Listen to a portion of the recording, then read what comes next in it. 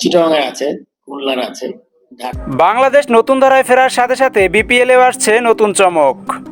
Cricket বোর্ডের নতুন সভাপতি এবার বাংলাদেশ প্রিমিয়ার লিগ নিয়ে দিচ্ছেন সুখবর। আসতে চলছে ভিন্ন ধারার বেশ কিছু চাঞ্চল্যকর পরিবর্তন।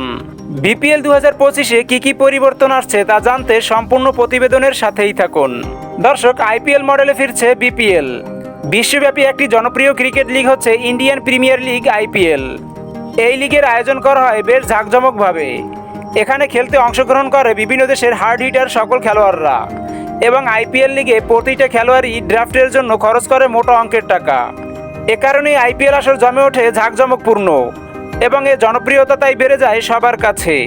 বিসিবি সভাপতি ফারুক আহমেদ সভাপতির দায়িত্ব পেয়েই তাই বিপিএলকে দেখতে চান আইপিএল এর মডেলে, তাই দিলেন নতুন চমক।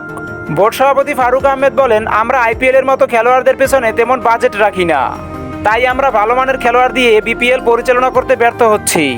তাই আমরা অনেক সময় ভালো ফ্রাঞ্চাইজিগুলো হারাচ্ছি, কারণ কোনো লাভ না হলে কোনো ফ্রাঞ্চাইজিগুলো লস করে দল কেনার আগ্রহ দেখাবে না। বোর্ড সভাপতি ফারুক আহমেদ জানিয়েছেন, এখন থেকে সকল ফ্রাঞ্চাইজিগুলোই লভ্যাংশের ভাগ পাবেন, এবং ভালো খেলোয়াড় কেনার জন্য আশ্বাস দিয়েছেন তিনি, যাতে আইপিএল এর মতো বিপিএলও জাঁকজমকপূর্ণ ও জনপ্রিয় হয়।